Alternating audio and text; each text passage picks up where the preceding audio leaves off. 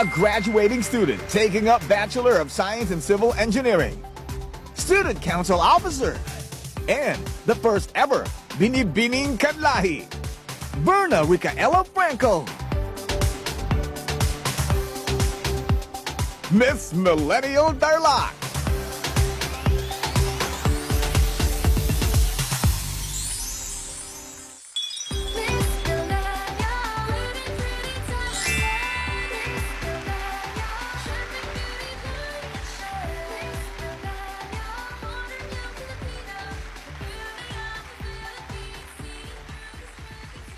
Hello, Dabarkads! Maya paugdo karang Dabarkads kung Kapampangan, naimbag nga aldaw sa mga Ilocanos, at magandang tanghali po sa inyong lahat. Aba, hinip niya yung tatlong dialects na sinispeak sa Tarlac. Ano ba ang ginagamit na dialect sa Tarlac? Ilocano, Kapampangan, and Tagalog po. Tapos po, may yung mga kababayan po naming Aita, minsan po kasi ginagamit po nila yung sambal. Sambal po yung tawag sa Narinig na natin yung Marunong ka rin nun? Hindi po. 132.7 kilometers away from Manila, ay kayang-kayang puntahan yan. Yes po. No? Yes po. Kotse lang ang katapat or Bus po. Dito Bus. ay, pag galing po dito sa, sa Cubao. Manila, opo, sa Cubao po, may masasakyan po doon. Diretso po sila. Gaano katagal papunta sa Tarlac? 2 hours. Bukod po sa mga Tarlaceños, ipinagmamalaki din po namin ang Kanding Falls, Capas National Shrine, at ang Tarlac Recreational Park. Yung Kanding Falls po kasi, sa San Clemente, located po siya sa San Clemente, Tarlac, and 15 to 20 minutes lang po yung trekking niya. So, malapit lang po talaga siya, and may mga activities din po na swimming, cliff diving. Yun po. talaga? Yes po. And here we thought na yung Tarlac ay landlocked. Yes, Na walang opo. katubig-tubig. 8 po yung falls namin sa province. Wow. Yun naman pala, may swimming. May Yun swimming naman din, pala kaya eh. Tara na, may Kenny na, kaya kaming probinsya. Ganda at galing, natural, Tarlac! Ako po, Iverna Ricaela Gomez Franco, Miss Millennial Tarlac 2018. May Kenny na, kaya kaming probinsya. Welcome to the Crow Valley Gunnery Range of the Philippines. Alam niyo ba, mga Dabarkads, na dati itong military base ng U.S. Armed Forces dito sa Pilipinas?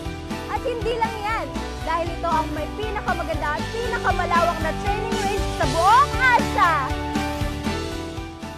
Hello, Dabarkads! Nandito po tayo ngayon sa Capas National Shrine na itinatag ito bilang pagbibigay-pugay sa ating magigiting na sundalo at kapwa Pilipino na nagbuwis ng kanilang buhay sa Death March noong World War II.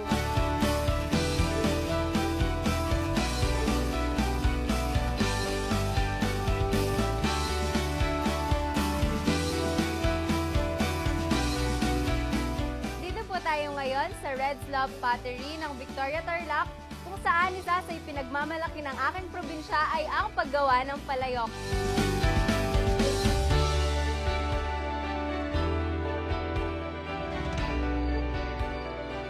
Hello, Dabarkads! Nandito po ngayon si Kuya PJ at tuturuan po niya tayo ngayon kung paano magluto ng sinigang sa kulibakbak.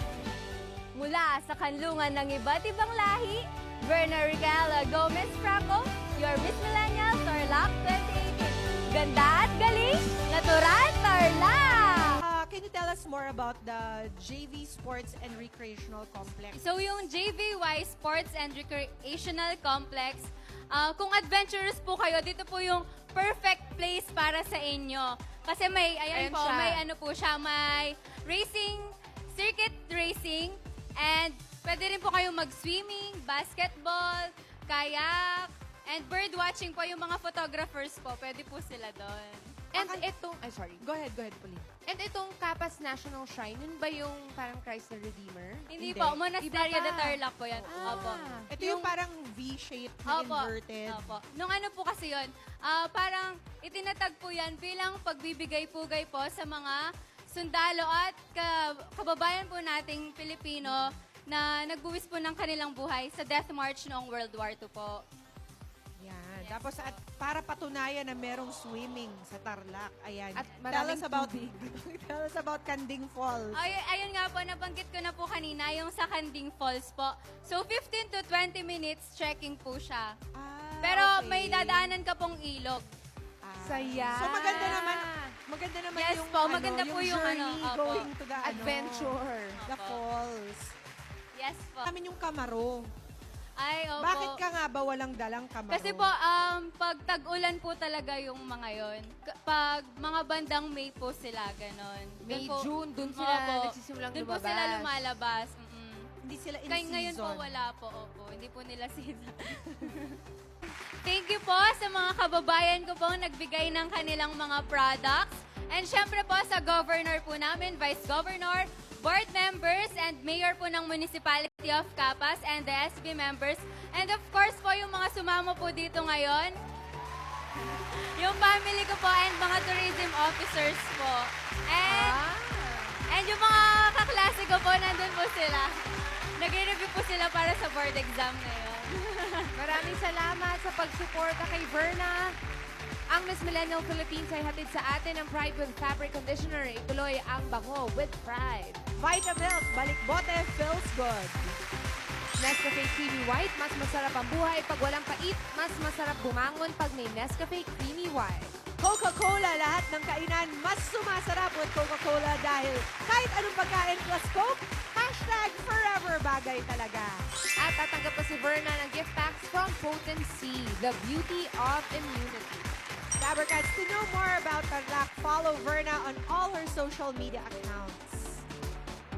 Go, Verna. Dabarcats, please like my page, Facebook page, Miss Millennial Tarlac 2018, and follow me on my social media accounts, Twitter and Instagram at MMPH 2018 Tarlac. Thank you po. Thank you po sa Tarlac. Lakas Thank na you loob very mo, much. Parang same height lang kasi. Bukas, tuloy po ang pagpapakita natin ng mga the best of the Philippines at dito lang yan sa Miss Millennial Philippines 2018.